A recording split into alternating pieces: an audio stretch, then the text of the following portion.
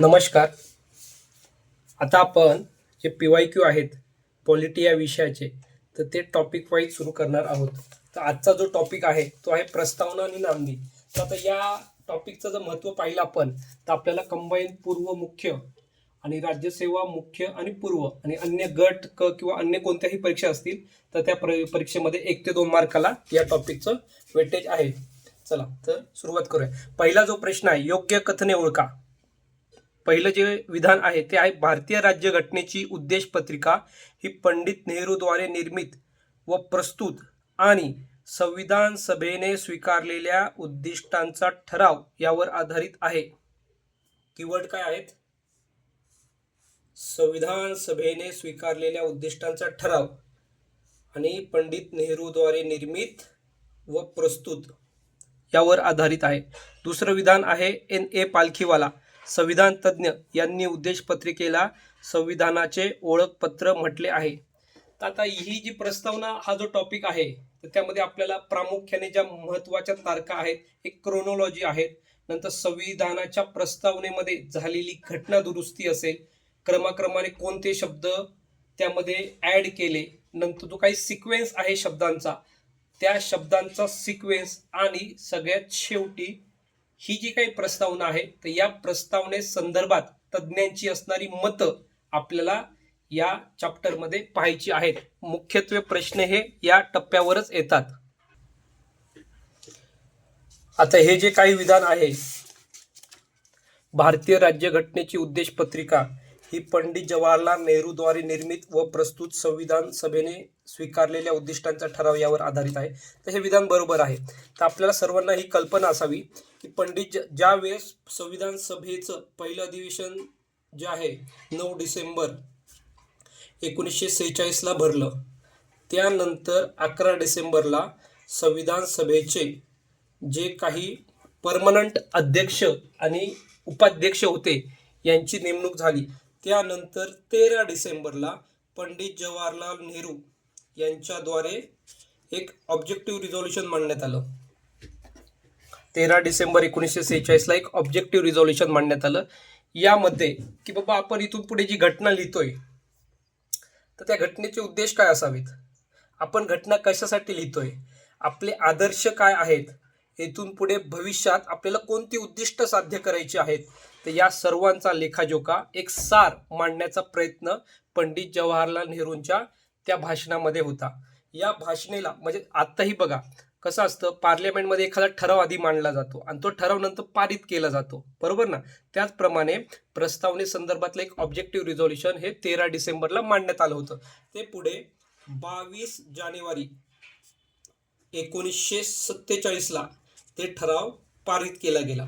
आता जेव्हा पंडित जवाहरलाल नेहरू यांनी ठराव मांडला त्यावेळेस संविधान सभेमध्ये एक 3 शब्द होते, तर त्याला आपण शॉर्ट फॉर्म मध्ये SIR म्हणू. सर, ओके, मी मराठीतही सांगेल आणि इंग्रजीमध्येही सांगेल. यस म्हणजे सॉव्हरेन,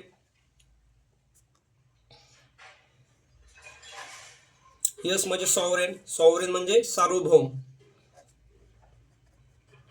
आय म्हणजे इंडिपेंडंट. इंडिपेंडंट म्हणजे काय, तर स्वतंत्र. आणि आर म्हणजे काय, तर रिपब्लिक. आर म्हणजे काय, तर आर म्हणजे रिपब्लिक. रिपब्लिक म्हणजे काय, तर प्रजासत्ताक. तर ज्या वेळेस पंडित जवाहरलाल नेहरूंनी ऑब्जेक्टिव्ह रिझोल्युशन मांडलं, तर त्यावेळेस त्यामध्ये हे 3 शब्द होते. शॉर्ट फॉर्म काय आहे, तर SIR. यस म्हणजे सॉव्हरेन, आय म्हणजे इंडिपेंडंट, आर म्हणजे रिपब्लिक.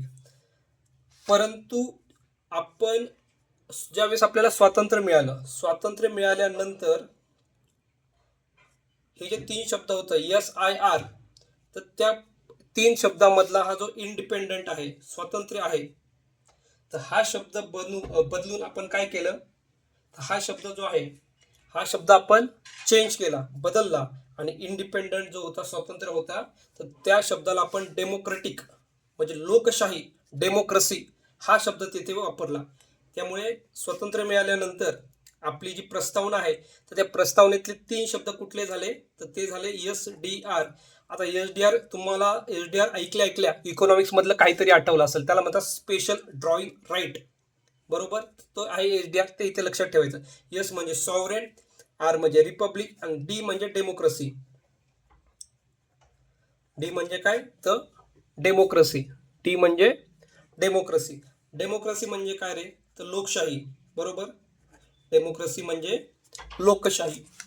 मग ते तीन शब्द कुठले झाले तर सार्वभौम म्हणजे सॉव्हरेन, डी म्हणजे डेमोक्रेसी म्हणजे लोकशाही, आर म्हणजे रिपब्लिक म्हणजे प्रजासत्ताक. त्यानंतर ज्या वेळेस 42वी घटना दुरुस्ती झाली तर 42व्या घटना दुरुस्ती 1976ला परत आपण त्यामध्ये तीन शब्द टाकले. तर ते होते सो, से, आय. ते तीन शब्द कुठले होते ते होते सो, से, आय. सो म्हणजे सोशलिस्ट, सोशलिस्ट म्हणजे समाजवाद. से म्हणजे सिक्युलर म्हणजे धर्मनिरपेक्ष.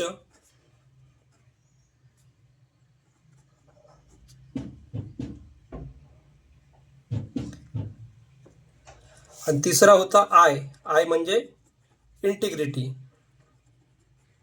म्हणजे काय तर एकात्मता. हे तीन शब्द आपण त्यामध्ये टाकले. बरोबर. तर आता एकंदरीत प्रस्तावनेचं जे पहिलं सेंटेन्स आहे त्यात किती शब्द झाले तर 5 शब्द झाले. ते कुठले आहेत आणि त्यांचा क्रम काय आहे, ते कोणते आहेत आणि त्यांचा क्रम काय आहे. तर त्यांचा जो क्रम आहे तो आहे सार्वभौम, समाजवादी, धर्मनिरपेक्ष, सार्वभौम समाजवादी धर्मनिरपेक्ष, लोकशाही आणि गणराज्य. सार्वभौम समाजवादी धर्मनिरपेक्ष लोकशाही आणि गणराज्य हे 5 शब्द झाले. मग तुमच्या लक्षात आलं पहिले किती होते, 3 शब्द होते. त्यानंतर घटना दुरुस्तीने झाले 2 शब्द ऍड आणि त्यातल्या परत पहिल्या 3 शब्दापैकी जे इंडिपेंडंट होतं, स्वतंत्र होतं, स्वातंत्र्य होतं, तर त्याला आपण डेमोक्रेसी लोकशाहीने रिप्लेस केलं. अशा प्रकारे हे 5 शब्द त्यामध्ये क्रमाने झाले. हा क्रम लक्षात ठेवायचा, या क्रमावर प्रश्न येतो. हे झालं पहिलं विधानाचं स्पष्टीकरण. आता आपण दुसरं विधान बघूया. दुसरं विधान काय म्हणतं, N.A. पालखीवाला हे संविधान तज्ज्ञ यांनी उद्देश पत्रिकेला संविधानाचं ओळखपत्र म्हटलं. येस. आता जे N.A. पालखीवाला आहेत हे घटना तज्ज्ञ म्हणा किंवा एक हुशार व्यक्तिमत्व आहे. तर त्यांनी आपल्या प्रस्तावनेचं ओळख काय दिलं. प्रस्तावना काय सांगते रे तर जी घटना आहे, घटनेचा जो सार आहे, संग्रह आहे, तर ते सांगण्याचं काम करते. म्हणून त्यांनी आपल्या उद्देश पत्रिका जे आहे तर तिला संविधानाचं ओळखपत्र म्हटलंय. आपल्या गळ्यामध्ये जे आयडेंटिटी कार्ड घातलेलं असतं त्यावर काय लिहिलेलं असतं की बाबा ह्याचं नाव काय आहे, ह्याचा फोन नंबर काय, हा कुठे राहतो. थोडक्यात त्याच प्रकारे पालखीवाला यांनी उद्देश पत्रिकेला संविधानाचं ओळखपत्र म्हटलेलं आहे. आता अजून एक जर लक्षात ठेवण्याची जर गोष्ट सांगायची झालीच तर पालखीमध्ये गेल्यावर तुम्ही कुठे हरू नये. पालखीच्या तुम्ही दिंड्या पाहिल्या असतील, दिंडी क्रमांक 36, दिंडी क्रमांक 37, कसं शिस्तबद्ध पद्धतीने पालखीमध्ये वारकऱ्यांचं हे चालू असतं रस्त्याने. तर त्यांना एक दिंडी क्रमांक दिलेला असतो, एक ओळख दिलेली असतं. तर त्याचप्रमाणे पालखीवाला यांनी दिलेलं उद्देश पत्रिकेला नाव म्हणजे संविधानाचं ओळखपत्र.